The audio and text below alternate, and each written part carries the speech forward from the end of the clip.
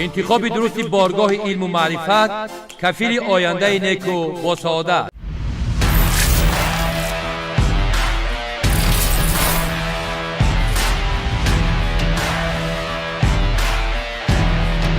انتخاب من دانشگاه ملی تاجیکستان.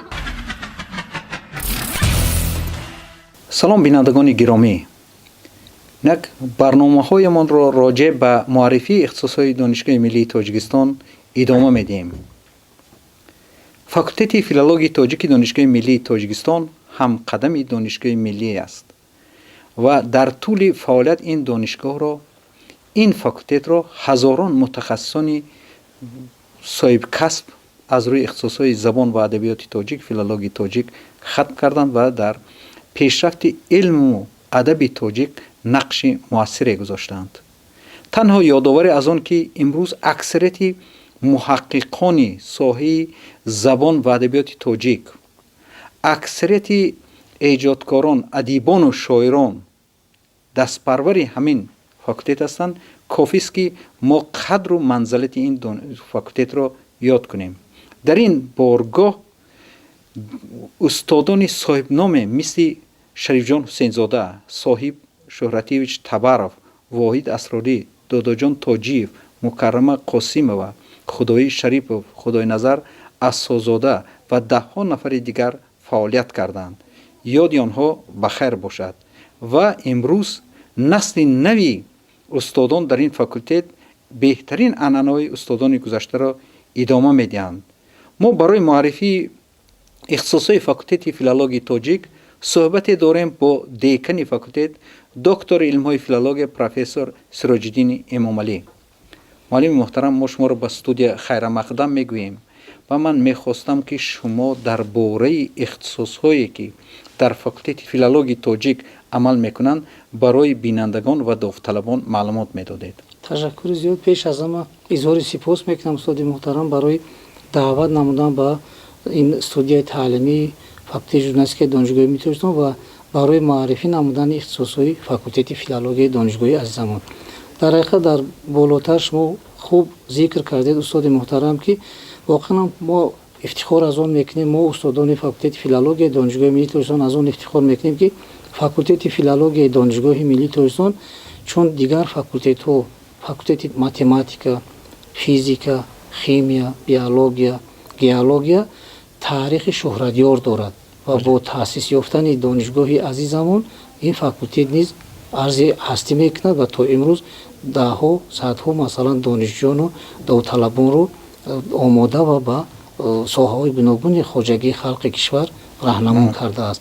در حقیقت در فاکولته فیلولوژی تا زمان صاحب استقلالی یک اختصاص فعالیت میکرد که با نام اختصاص زبان و ادبیات تاجیک و خوشبختانه با سیاست معارف پرورانه پیشوای معظم کشور جناب عالی محترم امامعلی رحمان بعد از با دست آمدن صاحب استقلالی در کشورمون در فاکولته فیلولوژی نیز عین زمان 6 اختصاص فعالیت دارد که اختصاص زبان ادبیات تاجیک، اختصاص میراث خطی، اختصاص زبانشناسی و تکنولوژی نوی اطلاعاتی، اختصاص فرهنگ جهانی و وطنی، اختصاص کارمند ادبی و اینچنین اختصاص حجت نگاری و تامین حجت اداری.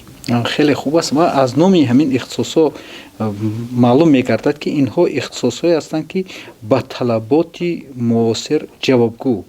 و من می‌خواستم بدانم که شما برای قبول به فاکولته کدام معیارها معین شدند و ختم کردگان همین فاکولته از روی اختصاصایی که نامبر کردید در کجاها کار و فعالیت کرده میتوانند؟ تشکر زیاد. در حقیقت به همگان معلوم است که تا چند سال میشد که با تشبث پیشوای معظم کشور اکثریت داوطلبان ما طریق مرکز ملی تست به فاکولته حجت میسپارند و خوشبختانه امروز به مبالغه سال نشده است که اختصاصهای فاکولته فیلولوژی به دانشجو مانده باشد و همیشه طلبگار دارند و امروز هم در همین 6 اختصاصی که در اینجا در بالا ذکر کردیم با تعلیم و تربیت دانشجویان فرا گرفته شدند.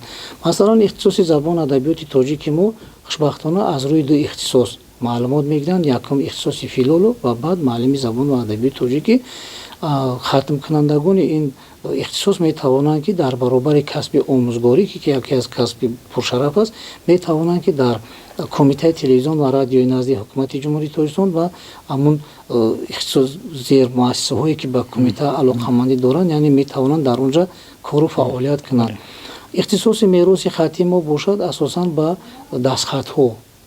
хушбахтона имрӯз баъд аз оне ки боз робитаҳо муносибатҳои илмию адабӣ миёни ҷумҳурии бародари Ӯзбекистон бо ташаббуси сиёсати пешгирифтаи роҳбари давлат ки боз побарҷо гардидааст, метавонанд ки чунки аз таърих ба мо маълум аст ки бисёре аз ҳамун дастхатҳои адибони гузаштаи мо масалан дар шаҳр дар китобхонаҳои Тошканд, Бухоро, Самарқанд маҳфуз ҳастанд ва метавонанд ки ба воситаи ҳуҷҷатгузории расмӣ дар онҷа коркарди ба машғули коркарди ҳуҷҷатҳои дастхатҳо бошанд.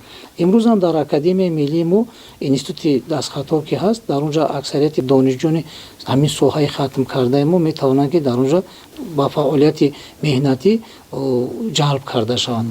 ва чизи дигар ин ки ихтисоси забоншиносӣ ва технологияи нави иттилоотии мо меваи замони соҳибистиқлолии мо ҳаст ва инҳо метавонанд ки аз ҳамин забон як истилоҳ аз пайкарасозӣ мегӯянд мутахассисони кафедраи таърихи забони мо ва боз дигар нафарон. баъд инчунин метавонанд дар баъзе банкҳо ҳам ба фаъолият машғул шаванд, яъне ки аз рӯи ду ихтисос инҳо метавонанд ки кору фаъолият кунанд. дар мавриди ихтисоси ҳуҷҷатнигорӣ ва таъмини ҳуҷҷати идорӣ бисёр ихтисоси созгор ба ҳамин замони муосири мо ҳаст ин ихтисос, чунки хатмкунандагони ин ихтисоси мо метавонанд ки дар баробари оне ки дар мақомоти иҷроии маҳаллии ҳокимияти давлатӣ кор кунанд, инчунин метавонанд дар шуъбаҳои умумӣ, метавонанд ба ҳайси раёсати кадрҳо дар шуъбаҳои кадрҳои масалан идораву корхонаҳои гуногун ба ҳамин монанд масалан дар онҷа кору фаъолият кунанд. дар мавриди ихтисоси фарҳанги ҷаҳонӣ ва ватанӣ бошад, ҳамина гуфтанӣ ҳастам ки бибинем ки дар чандин паёмҳои худашон роҳбари давлат дар мавриди пост доштани арзишҳои гузаштагонамон, арзишҳои миллимон рӯ овардан ба ҷашну маросимҳое ки масалан зинда карданд. яъне мурод аз ин гуфтаҳои ман аз он иборат аст ки ана ҳамин иқдоме ки роҳбари давлат дар мавриди зинда кардани анъанау масалан урфу одатҳову ҷашну маросимҳое ки дар мо ҳастанд, метавонанд хатм кардагони ин ихтисоси мо дар шуъбаҳои фарҳанг, яъне ба ҳамон шуъбаҳое ки бевосита ба ҳамин фарҳанги миллати мо, ба адабу фарҳанги миллати мо алоқамандӣ доранд, дар онҷа кору фаъолият кунанд. дар мавриди ихтисоси корманди адабӣ, нақди адабӣ ҳамина гуфтанӣ ҳастам ки имрӯз метавонанд ки дар иттифоқи нависандагон ва раёсату шуъбаҳое ки дар минтақаҳои гуногуни онҷо ҳастанд, дар онҷа кору фаъолият кунанд.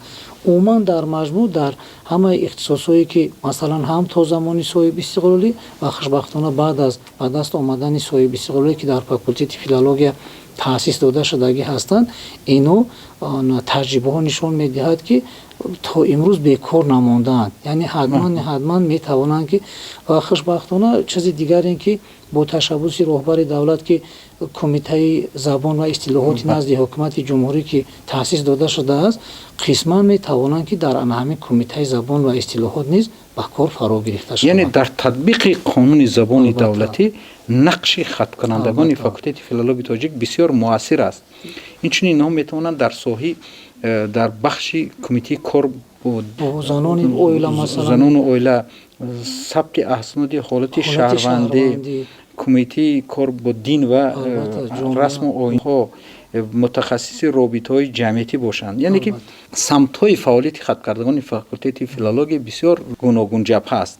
ман мехостам донам ки ана ҳамин факултет кадом шароитҳоро муҳайё кардааст барои дар сатҳи зарури тайёр кардани кадрҳо, бо кадом муассисаву корхона шартномаҳои ҳамкорӣ, то ин ки донишҷӯён ҳам таҷрибаомӯзӣ гузаранд ва ҳам дарсҳои амалии худро дар он ҷо гузаранд.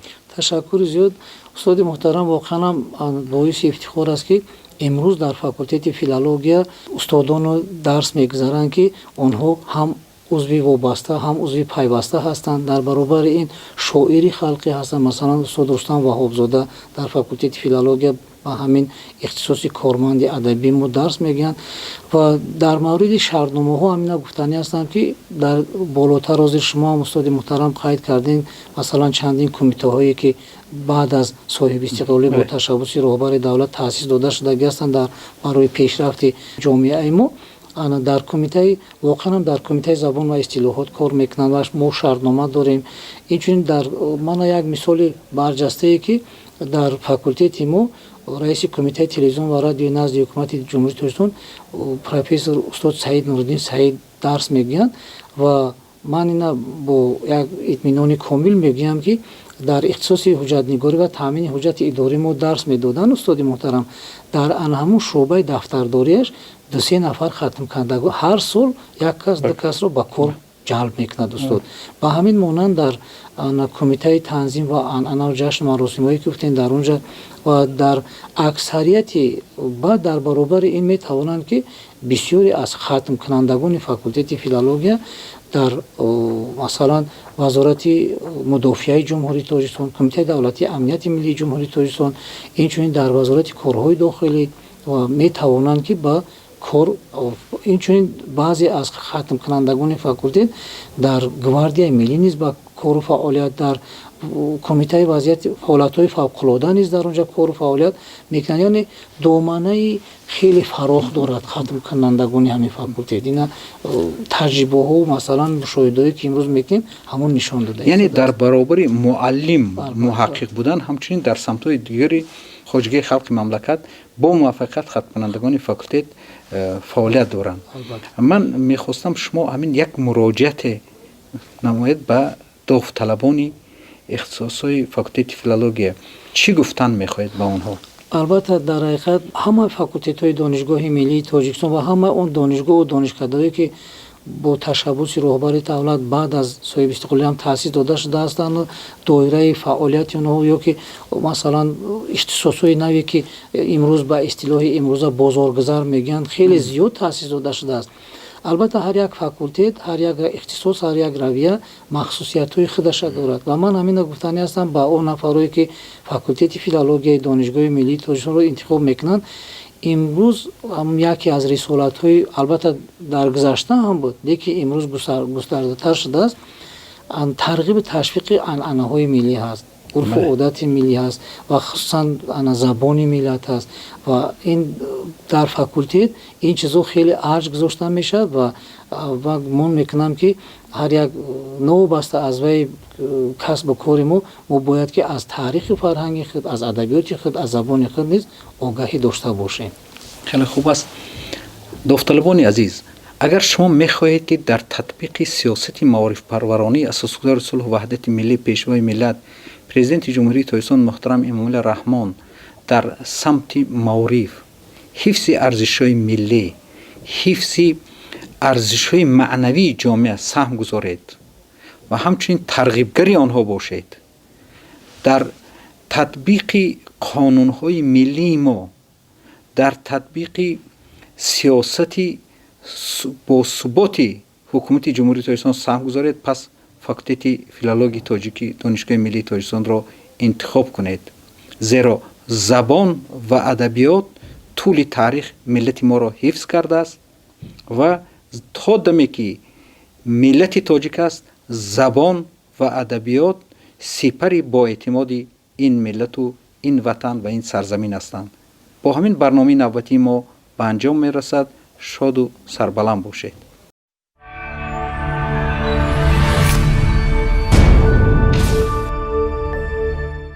انتخاب درست بارگاه علم و معرفت کفیل آینده نیک و با سعادت.